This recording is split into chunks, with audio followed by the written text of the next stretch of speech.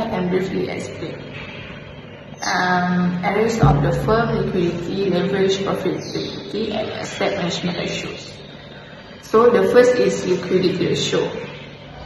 Liquidity ratio have a current ratio. If the current ratio of a firm is higher than before, it indicates improved liquidity.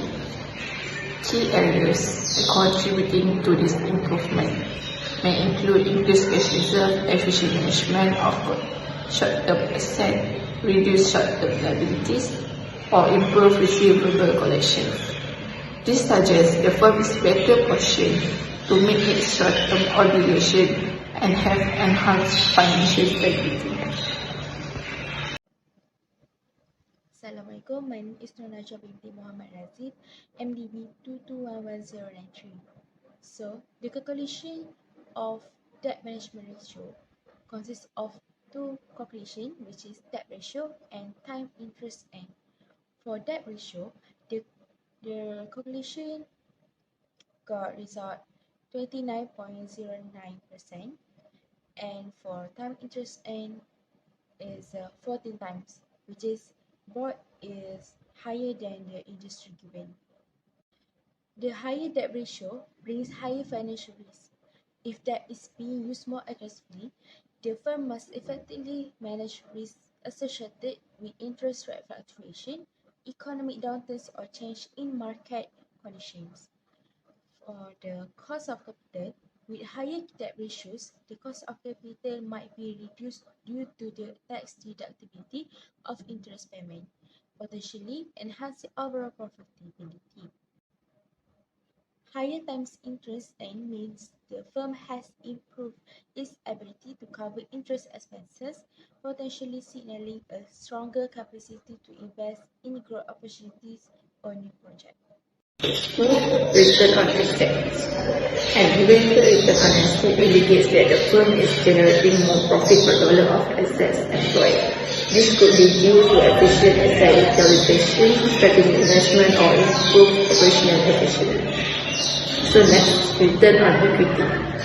Higher return on equity signifies that the firm is delivering better returns to its shareholders. This might be the result of increased profitability, effective debt management, or successful utilization of equity for generating income.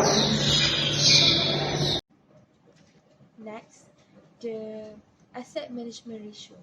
Asset management ratio consists of three calculations, which is inventory turnover, non-current asset turnover, and total asset turnover. For three calculation, got result same, which is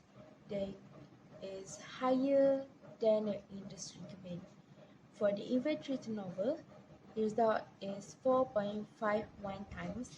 For the non-current asset turnover is 5.4 times.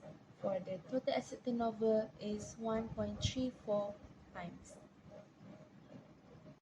A higher inventory turnover suggests that the company is selling its inventory more efficiently. This might be due to better inventory management practice, improved demand forecasting, or quicker sales cycles, leading to reduced carrying costs and potential for higher profitability. For the non-current asset turnover, an increased non-current asset turnover ratio signifies that the company is generating more revenue from its long-term or fixed assets, such as property, plant, and equipment. This could indicate effective utilization of these assets. Next, total asset turnover. A rise in the total asset turnover ratio suggests that the firm is generating more sales revenue relative to its total assets. This could imply efficient utilization of all assets, both current and non-current, to derive revenue generation. It might also signal effective capital allocation and operational efficiency.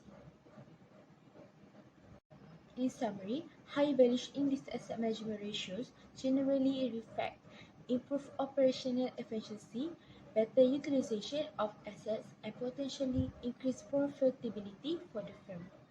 However, it's crucial to consider other financial metrics, and contextual factors to gain a comprehensive understanding of the firm's overall performance.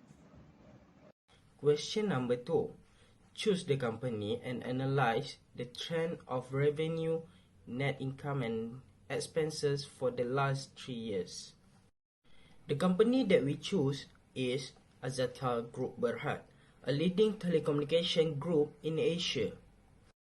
For the last 3 years, the revenue of the company has been on an upward trend to increasing from 24,203 million in 2020 to 25,901 million in 2021, and further to 27,496 million in 2022. This represents a growth rate of 7% from 2020 to 2021 and 6.2% from 2021 to 2022. In terms of net income, there has been a significant increase, especially from 2021 to 2022. The net income figure were 365 million in 2020, 819 in 2021, and a substantial jump to 9,751 million in 2022. For the information, we didn't get the direct detail expenses for Axiata Group Berhad. So the information that we get is just about the EBITDA, which is the earning before interest, tax, depreciation, and amortization. The revenue, the EBITDA has been increased over the years from 10,657 million in 2020 to 11,404 million in 2021 and further to 12,434 million in 2022. What factors do you think contribute to any significant change in these financial metrics? Factors that contribute to the significant change in Axiata Group's financial metric from 2020 to 2022 is foreign exchange loss. The group's profit after tax and minority interest, which is PATAMI, was impacted by significant foreign exchange loss of 996.5 million, mainly from USD denominated loans and working capital. Next factor is the higher finance cost and tax. The group also faced higher finance cost and tax. One of regulatory fees and penalties. There were one-off regulatory fees and penalties. Disposal of second group is those factors too. There was a one-off net gain from the disposal of second group. Impairment of goodwill. The group had to deal with the impairment of goodwill. Last factors is capital expenditure, which is capex. Axiata Group allocated 7.1 billion in capex to support growth. After adjusting for these one-off items, the group's normalized PATAMI for FY 2022 stood at 1,529 million. This change reflects Axiata's focus on operational performance and resilience, and the timely execution of strategic corporate exercise in line with their Axiata 5.0 visions. Next, trend analysis involves evaluating a firm's financial data over time, usually by comparing consecutive periods to identify patterns or trends in performance. It helps understand if the company's financial health is improving or declining over specific periods. Interval comparison, on the other hand, involves benchmarking a company's financial performance against other similar firms in the industry.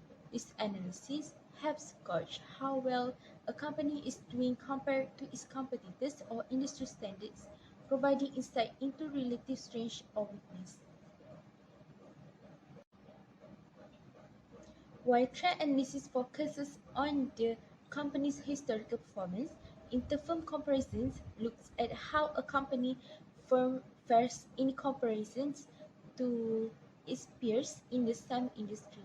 Both are essential for financial managers to get a comprehensive view of a firm's performance and make informed decisions. So, ratio analysis is said to provide useful information concerning a company operations, financial conditions. However, it has several potential problems that require care and judgment, as in some inherent problems and constraints of ratio analysis using examples. So, the first is accounting policies.